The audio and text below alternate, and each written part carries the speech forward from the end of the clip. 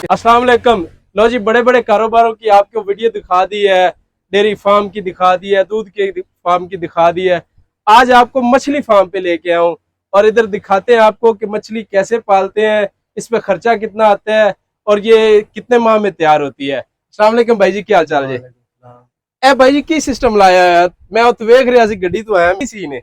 ये भाईजान मछली फार्म है, ये 4 महीने की हो जाएगी। हाँ जी। स्टाकी की हो जाएगी। अच्छा, फिर अगले फार्म में चली जाएगी, 2 महीने उधर रहेगी। फिर यानी कि तुसी सिर्फ इत्थे बच्चे ही पाल दे जी? बच्चे पालना है। ए ते ए बच्चे ये मछलियां दे अंडे लियादे ने। अच्छा, बच्चे करते हैं। ठीक हो गया।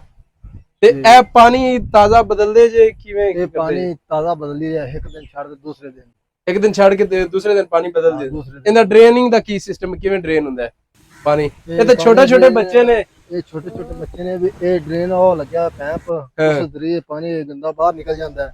आ मोटर लगी, मोटर के साथ पानी ताजा है। सही, यानी कि मोटर ते विच फिल्टर लगा, कोई बच्चा वगैरह तो बाहर नहीं जाता? नहीं, अगे जाली लगी हुई। ते ए एक तालाब च कितने रुपए दा बच्चा पैदा है? इनमें से कमो पेश भी 20,000 है, 18,000 है। 18,000 इनदे 18,000 होंदे। 18,000 इंदे स्टार ते ए 18,000 अंडा कितने रुपए दा आंदा है? ये बच्चा आ रहा है 9 रुपए दा। 9 रुपए दा एक बच्चा आंदा है। ते ए 4 महीने बाद सेल किन्ने दा होवेगा? ये होएगा 60-65 रुपए दा होएगा। ਇਹਦੇ ਵਿੱਚ ਕੋਈ ਇਹ ਜੀ ਚੀਜ਼ ਵੀ ਜਿਹਦੇ ਨਾਲ ਬੱਚੇ ਨੂੰ ਨੁਕਸਾਨ ਹੁੰਦਾ ਹੋਵੇ, ਬਿਮਾਰੀ ਜਾਂ ਕੋਈ ਬੱਚਾ ਮਰਦਾ ਤਾਂ ਨਹੀਂ? नहीं, कोई नुकसान यानी कि अगर आप 18,000 बच्चा पाया तो 18,000 ही निकलेगा। 18,000 ਦੇ ਵਿੱਚੋਂ ਕੋਈ ਕਮੋ ਪੇਸ਼ 5-6,000 ਮਰ ਜਾਂਦਾ। अच्छा, 5-6,000 गर्मी की वजह तो मर जाता है। ते ए पैप किस चीज दे लाए हुए ने? ਇਹ ਆਕਸੀਜਨ ਹੈ। ਇਹ ਆਕਸੀਜਨ ਦੇ ਪੈਪ ਲੱਗੇ ਨੇ। ਆਕਸੀਜਨ ਦੇ ਉਹ ਹਵਾ ਪੈਦਾ ਕਰਦੀ, ਉਹਦੇ ਨਾਲ ਅੱਛਾ, ਤੇ ਇਹਨੂੰ ਦਵਾਈ ਵਗੈਰਾ ਕੀ ਹੁੰਦੀ ਹੈ ਤੇ ਇਹਦੀ ਖੁਰਾਕ ਕਿਹੜੀ ਹੈ? ਇਹ ਖੁਰਾਕ ਇਹ ਹੋ ਜਾਂ ਫੀਡ ਜੀ। ਫੀਡ ਕਿਹੜੀ? ਹਾਂ, ਮਛਲੀ ਫਾਰਮ ਤਰ੍ਹਾਂ ਹੈ। अच्छा, मछली फार्म ਦੀ ਫੀਡ ਹੁੰਦੀ। ਹਾਂ, ठीक हो गया।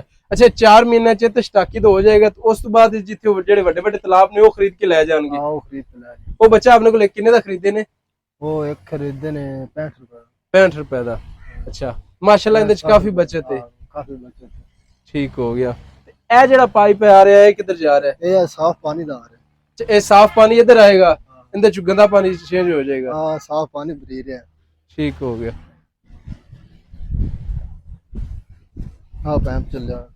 ਇਹ ਉਧਰੋਂ ਤਾਜ਼ਾ ਪਾਣੀ ਇੱਧਰ ਆ ਰਿਹਾ ਹੈ ਹਾਂ, ਤੇ ਅੱਗੇ ਵਾਲਾ ਪਾਣੀ ਉੱਥੋਂ ਡਰੇਨ ਹੋ ਕੇ ਬਾਹਰ ਚਲਾ ਜਾਏਗਾ। ਬਾਹਰ ਚਲਾ ਗਿਆ।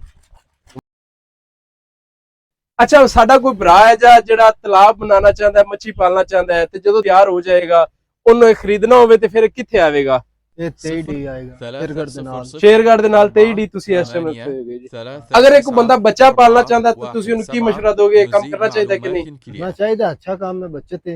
अच्छा, चलो जी, मेहरबानी भाई जी, शुक्रिया।